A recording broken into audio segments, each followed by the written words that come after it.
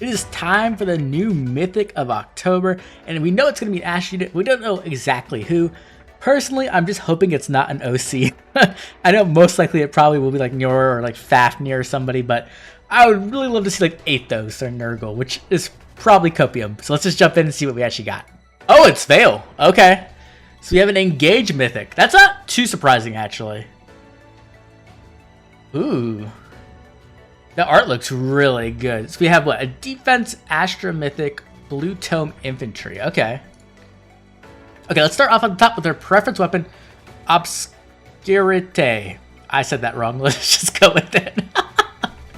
Okay, so what this essentially does is you get Slang, and at start of turn, Veyle is going to give out Attack and Res +6, Resonance Blades, and Resonance Shields to herself and allies within 2 spaces for 1 turn. So it's pretty similar to Astra actually, but instead of giving out cooldown, she's giving out Attack and Res +6. Then also if she initiates combat, or if she's within 2 spaces of an ally, she's going to get +5 to all stats. She's going to get a guaranteed follow-up attack, true damage equal 20% of her resistance, but does not work with AoEs notably. And then she'll also neutralize foes' bonuses to attack and resistance, so essentially attack res low. I'm gonna be honest, this is not the most insane weapon by any means. It does have like some good stuff in there, right? Obviously she's gonna be slow if she does have this guaranteed follow-up attack in her weapon, but she does get a nice amount of stats. She offers an okay amount of support in her weapon, not like really anything insane. It's typically gonna be like what, +4 to all stats, and then it will also have follow-up denial on the first combat. That's pretty much it. Honestly, I think this weapon like might even be weaker than Arvel's. I'd have to look at them next, like right next to each other. But I think Arvel's weapon's better than this, which is kind of crazy considering it's been like exactly a year almost since Arvel came out. So let's see what her preference skill does, because that might be the big thing that really pushes her over the top. But before we get to that, let's go to Attack Res Tempo 4. So we actually have a tier 4 skill of Attack Res Tempo already. That just came out on Arvel last year, I believe. So this is actually, there's a lot of parallels between the two of them. So we have Attack and Res -4, you get to neutralize effects that guarantee special cooldown charge +X or inflict special cooldown charge -X on the foe, and you reduce the percentage of foes' non-special DR by 50%. This is really strong. This is really strong. So I don't want to like underestimate it like I did with the null follow-up skills, the tier 4 versions of those. That's essentially what this is, but instead of getting null follow-up, you're getting tempo. You're getting full tempo. And that is ridiculously good, because that was one of the things like that we really brought up when the tier 4 no follow-up skills came up. It wasn't just me, it was a lot of other Fate tubers as well, that no follow-up is just so easy to get nowadays, especially on infantry units, that it wasn't really the best skill to have in your B slot. But the DR having was so powerful that a lot of times it was just worth it, right? So like, let's say for like Legendary Alm, he doesn't have no follow-up built into his kit, but you can get it from Guidance 4, the offensive part, which is what he needs. And so a lot of times the no follow-up in like physical no follow-up doesn't really do anything for him that much. But now you could run something like Attack Res Tempo, right, instead on your nukes. Now, that's not the best example with Alm because he already has anti-guard in his weapon, but a lot of other nukes want Tempo. And so Tempo being available in this kind of situation is really powerful. Like, this is actually ridiculous. Now, right now, Attack Res is probably not the best combination just because it's only really useful on like slower, bulkier mages or like tanky mages, right? What we're really looking for is like Speed Res Tempo 4. When that comes out, that's going to be a game changer for a lot of units because it's going to allow you to get through a lot of things. I can even see that being used on like someone like Brave Lysithea, right? Because she doesn't have anti-guard, and that could allow her to proc bigger specials. So I think this is massive. This is actually like ridiculously good. Like, wow, this is a powerful tier 4B skill. It's just a matter of time until we get the other ones, and I think they're going to be like some big game changers. Okay, let's keep going and see what her preference C skill is. Okay, so we have her preference C skill, Veyle Protection. And essentially what this is going to do is if Veyle initiates combat, or if she's within 2 spaces of an ally, she's going to get Attack and Res +5 during combat. She's going to get 30% damage reduction as long as she wins a resistance check. And then also she'll get a Scowl effect, where she can essentially inflict special cooldown +1 on the foe before their first attack. So that's a pretty nice effect. But this is where it gets kind of more powerful, right? So she can also give this to her allies within 2 spaces. So they'll get Attack and Res +4 during combat, and then as long as Veyle's resistance is greater than the foe's resistance +5, she'll also give the ally 30% damage reduction during combat, and she'll give them a Scowl effect. So this is pretty good actually. This is very nice. I think this actually makes dragons kind of worse, which does suck a little bit if you're a big dragon fan, because Scowl was their big claim to fame at the moment, right? Scowl is really good. It's one of the things that made Alir so insane. But now you can just give that out via Veyle. So Veyle can not only like give out the visible bonuses, she can give out some DR, which isn't the biggest deal, but it can be nice. It can add a little bit more, you know, toughness to your Omni tank. But the really big thing obviously has to be the scowl effect. That is really, really, really good. This kind of effect can really like shut down a lot of like the more powerful nukes who are reliant on their specials or pre-charge specials, like someone like Duocron per se. It's not going to really do the biggest thing against units who are like relying on Bridal Catcher to proc specials, or using like 2 cooldown specials or something like that, right? Where they're going to proc it on the second hit no matter what. But even so, Scowl has been a very, very good skill in the meta, and so Veyle being able to give that out in a drive is definitely something you do not want to underestimate ever. Now, when it comes to roles, what does Veyle really want to do? She's doing 2 things, right? She's going to be a nuke, and she's going to also be a support unit. She might be able to tank, but honestly, I really am not a big fan of like slow mage tanks. A lot of times they just have a lot of problems. Even like a fast one like Legendary Guinevere still suffers a lot. So I don't really think that's going to be her best role. I think her best roles are her support and a nuke. And the reason for that is because she can put out a lot of damage with that true damage, as well as all the stats she's getting from like, you know, the Resonance Blades and stuff, and also her Preference C skill. She's going to be able to like turn off unit specials, so she shouldn't die to like retaliations as easily. And she should be able to just kill quite a bit of things, so I'm sure she's going to have a very high attack stat and a very high resistance stat as well. Now, when it comes to support, she's going to be doing the same thing, right? In Aetherite's offense, that's pretty much where you're going to be using her at. You're going to be using her alongside your, you know, your Omni tanks or your save balls, especially Omni tanks that do not have Scowl. Like, it's not an option for them. I think she's actually going to work really well with the Legendary Leer, because the thing is with Legendary Leer is that she really doesn't want to run Scowl, but she kind of needs to in some situations, because Scowl is such a good way to stop her big weaknesses, which can be pre-charged specials. Because while she does have some like flat damage reduction via her special, it doesn't always proc when you need it to, or sometimes it procs and then it doesn't activate again, right? It's only once per combat. So let's say like an enemy comes in with like Catcher, right? What can happen is that they get proc 2 specials, and that can kind of kill a Leer sometimes. So that can also be a bit problematic. But with this, now you get to have the Scowl effect on Legendary Leer, but you also get to run a much better A skill like Attack Speed Finish, which not only gives her more damage, it also gives her more speed, so she's less likely to get doubled. She gets healing and true damage. It's a very good A skill for her. It's just that you really do want Scowl. So I think Veyle and Legendary Leer are going to be like a match made in heaven. They're going to be extremely good together. Now, things I do want to bring up is that it is a drive effect, meaning you do need to have Veyle within 2 spaces of the ally to have the effect active, which is kind of restrictive nowadays. A lot of times you really want to have like 3 or 4 range, so you can kind of have that unit farther back in a more safe position, or just so that you can have another unit in that range, right? Like sometimes you would want to have like your Fallen Maria there, so that she can give like Legendary Leer like an extra life essentially via the miracle. So like, I think this is very good, don't get me wrong. I just wish it was a little bit more flexible, but overall it's a very powerful effect. Let's go over the rest of it. Let's start off at the very top with blue, which I do think is the best color. So not only are you getting Veyle, which is going to be a great Astra Mythic who can offer some nice support if you want to do those tanking roles, but you can also get Freyr and Legendary Female Shez, which are both very meta units, right? Legendary Female Shez is one of the best nukes in the entire game. Physical no fault really did fix a lot of her problems, and she can hit extremely hard, and she's also so powerful that sometimes you don't really need to run her with like a Catcher, right? Because she already has a Brave effect, so you can run a whole different team with a different flyer like Legendary Alencia. So very, very powerful unit. Definitely do not want to underestimate her. But then we also have Freyr, who is my most hated unit in the entire game right now. I hate Freyr's guts. I hate him so much. He has made Anima Season so painful, and I just despise him. So just by saying that, you should probably get a good idea that he's very powerful. He's a very, very powerful unit on defense. He can really turn off a lot of things. He can also enable a ton of strategies in Anima Season, allowing you to do some really degenerate, annoying things. And so I think he's a great Anima Mythic if you don't have a single copy of him. Though, you know, maybe don't summon him so I don't have to fight against him. Just saying. But realistically, he's very, very good, and this blue share is a ton of value. You're going to be getting merges for your offense Astra Mythic, which means that you're going to be scoring better. You could pick up a very nice copy of Freyr to help your Anima Mythic, and then you're also going to be getting Legendary Female Shez, who's just a great nuke. So blue obviously is very much on top. When it comes to the second best color, I think it's going to be red. Now red could be kind of questionable. Maybe you go with colorless instead, but red does have some great value here. Honestly, I thought they were going to do Fallen Female Violet, but they decided not to, and they went with Felix and Diamant alongside Legendary Nana. Legendary Nana is still a very good legendary unit. She does a ton of damage, and that ability to just completely ignore DR is really, really good. The only problem with Nana nowadays is that she is a little bit slow in our current meta, and there's a lot of really stiff competition with, like, you know, Future Legend Selef, and also like Summer Ephraim and Tiara and everybody else. So there is that. But she is a great unit to have like at least one copy of, in my opinion. Then you come to Felix.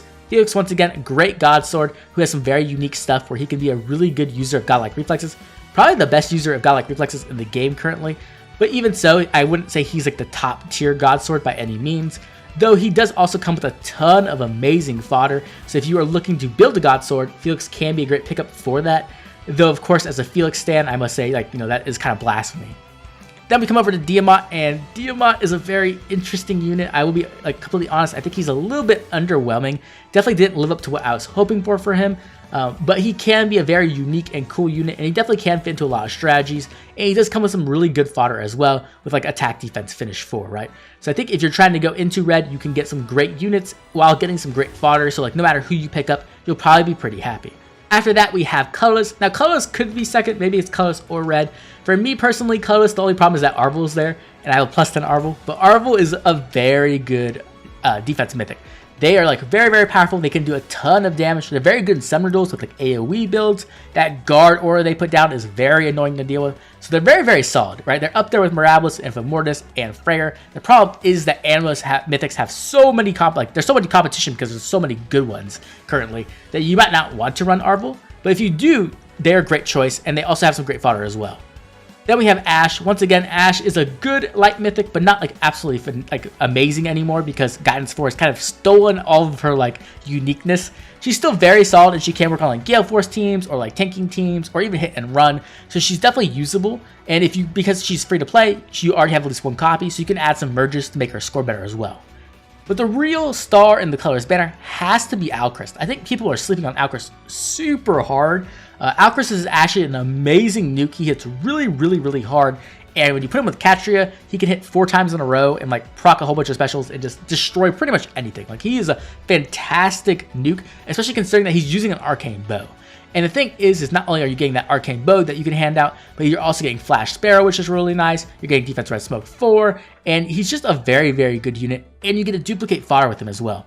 In my opinion, he's easily one of the best rearmed heroes we currently have. He's really, really great, and if you want to invest some fodder into him, give him something like physical no follow-up or some other stuff, he can then duplicate it and then hand it out to all your other ranged nukes, which is just fantastic. So I think Alcryst is amazing here.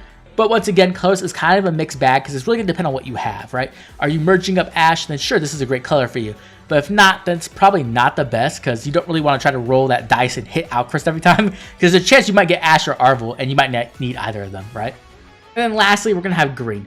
Now, Green is a bit interesting. We have Citrine, and Citrine is honestly like amazing. Citrine is so ridiculously good, and people are sleeping on her as well. Her ability to just get AoEs up and destroy things, her ability to like just hand out buffs to everyone makes her so unique. It makes her one of the best SD units. She's definitely up there, right? She's not like the top of the meta of SD, but she's very unique where you can fit her into a lot of strategies and build strategies around her depending on the captain skills.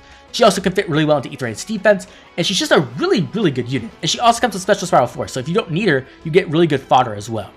The problem is that she's running alongside Xander and Atri, who are both legendaries who have kind of fallen off. Xander kind of came like dead on arrival, like he just really didn't do that much when he came out, and he's only gotten worse over time in my opinion. And then Atri, unfortunately, like Hardy Fighter just kind of pushed her completely out of the meta because she is so reliant on that guaranteed follow-up attack. At high merges, you can go for plus speed, but even then, she's really not going to be like one of the best nukes in the game, though she is quite mobile. So overall, personally, I would put blue, then red, then colorless, then green, though I could definitely see someone swapping colorless for red. Okay, now let's move on to the Astra tier list.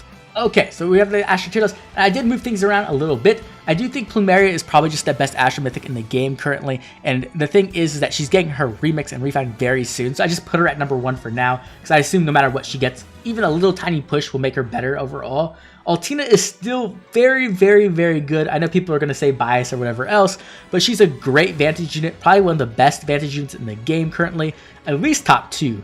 And she's also very, very, very good in summoner duels, though there is some more competition nowadays with all the melee flyers they've been giving out, like, you know, Halloween Anna and Summer Shaz and Arian, right? So there's definitely more competition than there once was, but either way, Altina is fantastic in a lot of different game modes.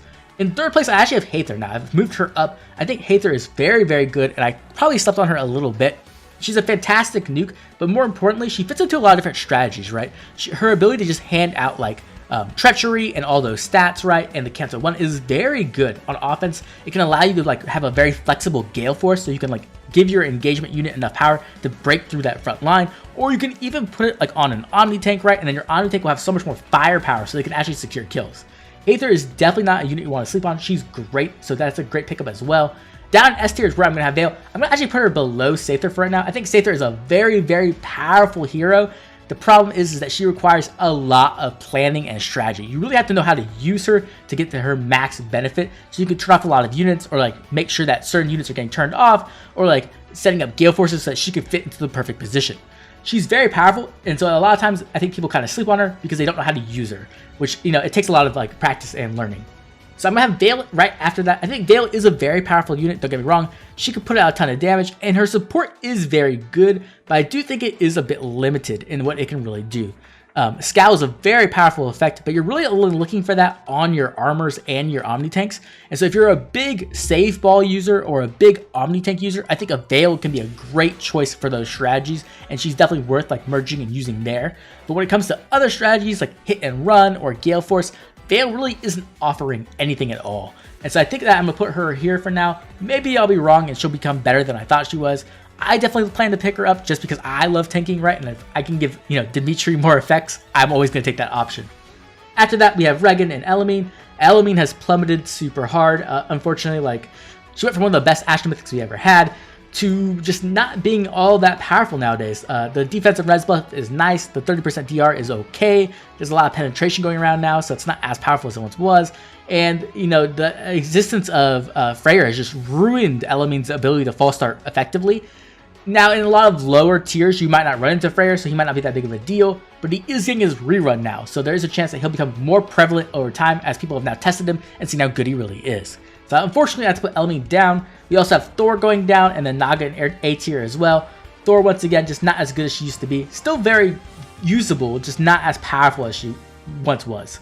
And then Naga and, unfortunately, Ashera down in B tier by herself. Though I have a lot of faith that when she gets a refund and remix, Ashera is going to skyrocket to the top.